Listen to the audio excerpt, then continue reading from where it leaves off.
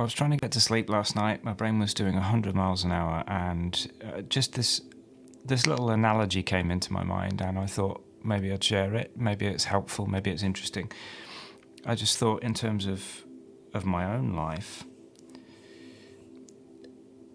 if I think of the stuff that surrounds me, the things that kind of give me inspiration, and you think of that in terms of soil or ground, then I've got the tap root is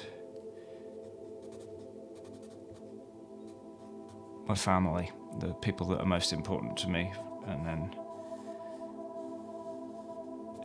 you've got friends, co-workers, sometimes they're the same, friends and family. And then you've got all the other things that you need to do, like food shopping, and the bits that you're not so keen on, maybe like painting and decorating, that they just need doing. Maybe you've got wash the car, if you're lucky enough to have a car. And those are the things that kind of make up the base of most of our lives, I think. And they're the things that are your foundation, like the root system. And then when you're of a type of person, I guess I'm one of those. Sometimes you sort of say to yourself, right, I'm gonna try and write a little story. So you start producing something, and you then say, right, well, if I'm going to write, then maybe I'll learn how to edit the bits and pieces that I'm writing, and vet them for how useful they are to the story, and learn a little bit about the structure of how you create a story, what the hero's journey might be, or how to plot a storyline. And then maybe if you are super crazy, like a lot of other people, you go off on a complete other hobby, and you do something like, I don't know, painting and drawing, watercolor or oils or something like that. And again,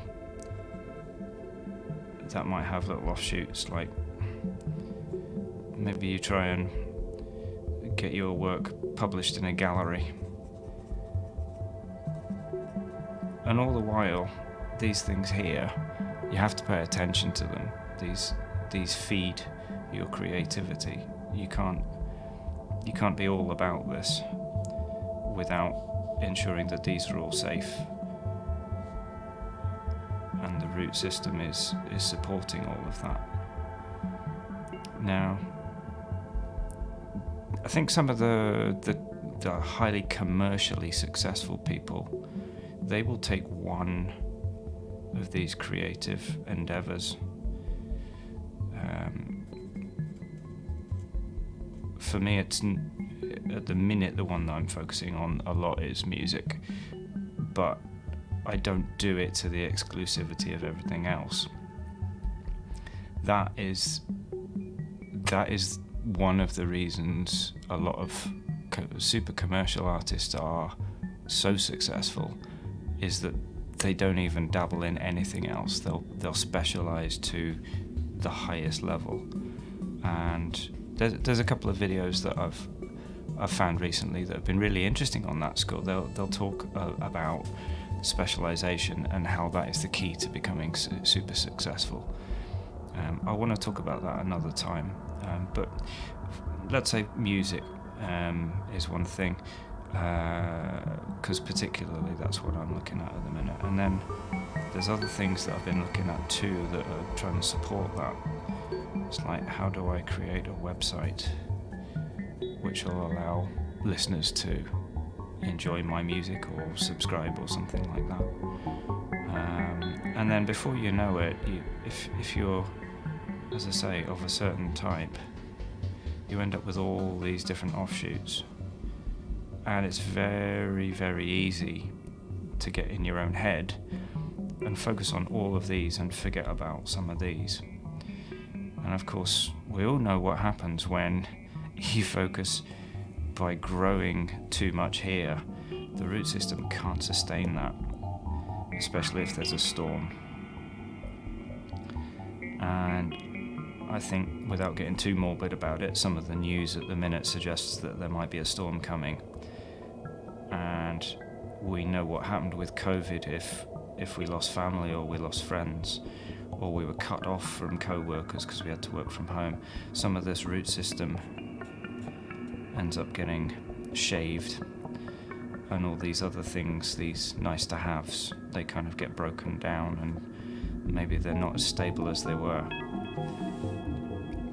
On a more positive note though, if you can create something nice, occasionally you might be able to say,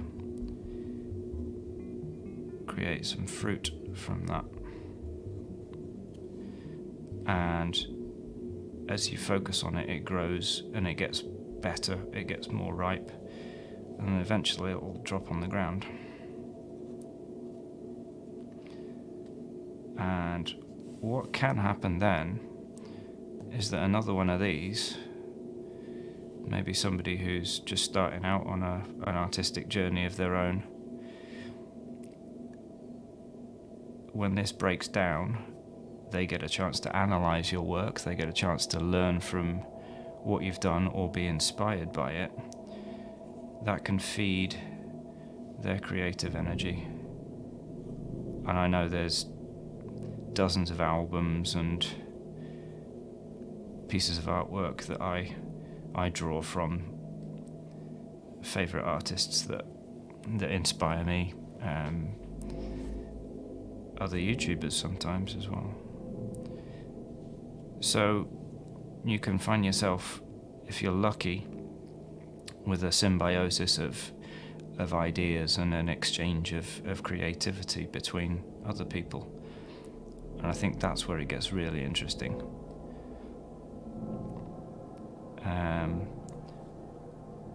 And then again, as I say, if you're lucky enough, you can reach out to those people.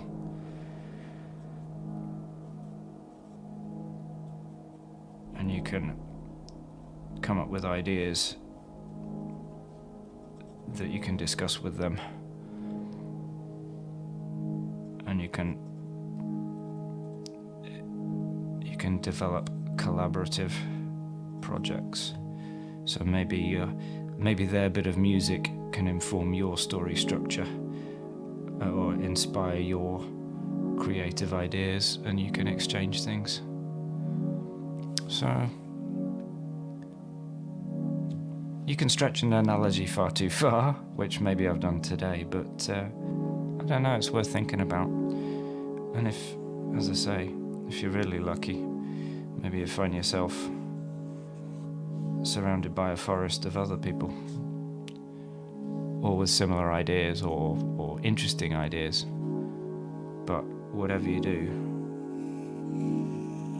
don't neglect your root system, because otherwise all this just falls over.